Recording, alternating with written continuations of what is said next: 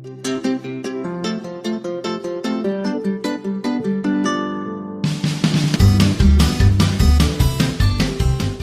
now, second type of habitat that we are going to read about or study about, that is aquatic habitats. So the habitats of plants and animals that live in water. Aquatic का मतलब, here aquatic means aqua.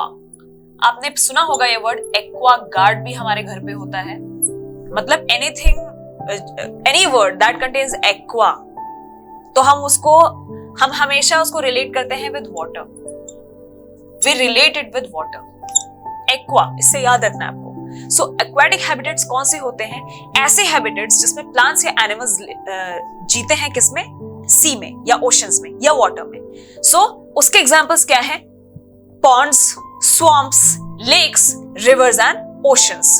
So this is the picture of an ocean. इसके अंदर भी बहुत सारे animals रहते हैं. And we have lakes, यहाँ पे भी आपको डिफरेंट टाइप ऑफ क्रीचर्स मिल जाएंगे. And we have Pond's.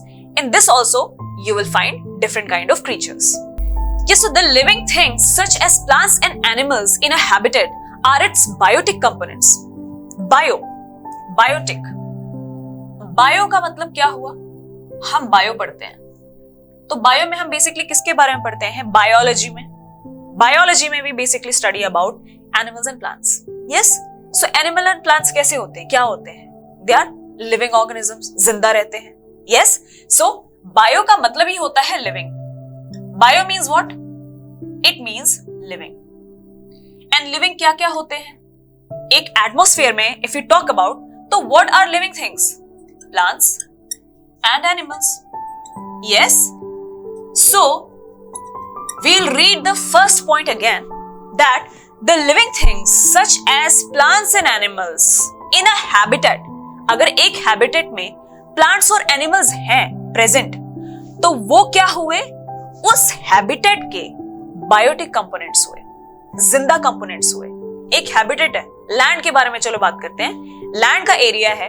If अगर वहां पे प्लांट और एनिमल्स प्रेजेंट हैं लैंड एरिया में, तो वो लैंड एरिया के बायोटिक कंपोनेंट्स माने जाते हैं. Means living components. यस, याद रखना है, ये बहुत इंपॉर्टेंट है. And non living things such as rocks, soil, air, water in the habitat constitute its abiotic components. Abiotic किसका क्या हुआ इसका मतलब? अगर बायोटिक का मतलब लिविंग है, तो abiotic का मतलब क्या हुआ? Non living. abio which is not living. Not living. अब नॉट लिविंग कौन कौन सी चीजें होती है लैंड एरिया में? हम लैंड के बारे में बात कर रहे हैं. तो अगर लैंड एरिया में लिविंग प्लांट्स और एनिमल्स हुए, तो नॉन लिविंग क्या हुआ? Soil, air, rock, water. हुआ या नहीं? यस.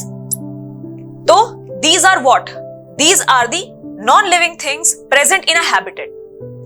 तो now you see कि एक हैबिटेट है लैंड, उसमें लिविंग थिंग्स भी है एंड नॉन लिविंग थिंग्स भी है. And it's a very interesting fact कि नॉन लिविंग और लिविंग थिंग्स आपस में एक दूसरे को हेल्प करते हैं सर्वाइव करने में. जैसे अगर सनलाइट ना होती तो क्या प्लांट्स ग्रो करते? नहीं करते. तो सन क्या हुआ? Sun is what? Abiotic component, non living thing, but it is helping to grow a living thing. तो यू सी कि what kind of connection abiotic and biotic have with each other. For example, we studied about soil. Let's say एक habitat में soil नहीं है, तो क्या plant grow करेगा? क्या हम चलेंगे किस पे? हम घर किस चीज का बनाएंगे? अगर पत्थर नहीं हुए, सीमेंट नहीं हुआ, तो हम घर किस चीज का बनाएंगे? हम रहेंगे कहां? Yes, so this is how abiotic things are helping biotic things. So it's a very important and very interesting connection between the two. So these are the pictures of biotic and abiotic components. Here you see that biotic components have all the living things. Let it be plants, let it be bacteria, let it be any other thing, smaller living organisms. Also, we study about plants and animals. All of them. Even we are biotic components. Trees, small plants, animals, dog, cat, cow, everything is a living organism which is living obviously. Everything में तुम ये मत समझ लेना कि मैं बात कर रही हूँ रॉक, सॉइल के बारे में भी.